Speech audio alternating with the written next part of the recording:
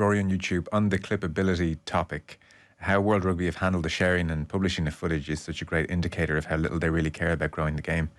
Well, that's been, I think, the big problem as well, is that they're so strict on the rights situation. And there was the incident we mentioned, I mean, it feels like a long time ago now, but maybe in the opening weeks of the tournament, where it might have been Wayne Barnes. I think it was Wayne Barnes. He had yellow carded a player, and the player had shook his hand and said, "No problem, you're dead right." And Barnes had quote tweeted the clip and said, like, Himself, this was an amazing moment, and this is the kind of respect we love in the game, the values of rugby, etc.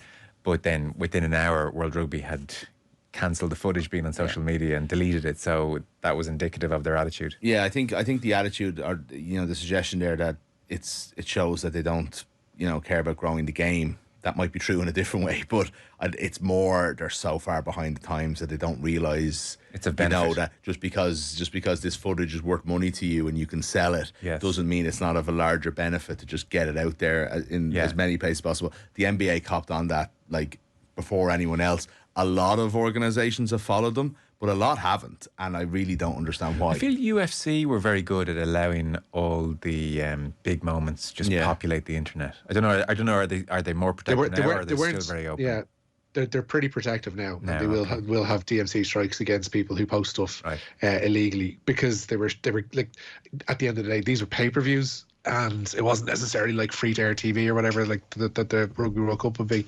So they're harming their revenue essentially if they're showing knockouts in the opening minutes. But they are better at themselves sharing footage when it comes to it, and that's been key to their growth. And to Mick's point, like, there's a lot of organisations could learn from the NBA and others. Like the Premier League is one, the GEA is another, where they could absolutely grow the game just by having people in charge of social media and parsing out content and clips as quickly and as best as they possibly can. And just letting people share it, I think, is almost the other point. 100%. Do it themselves. They're doing their work for you. Yeah. A knockout's a knockout. Like, it's the only thing you probably are interested in fighting. In every other sport, I saw Tottenham's goal on Monday night and it reminded me to turn on the game.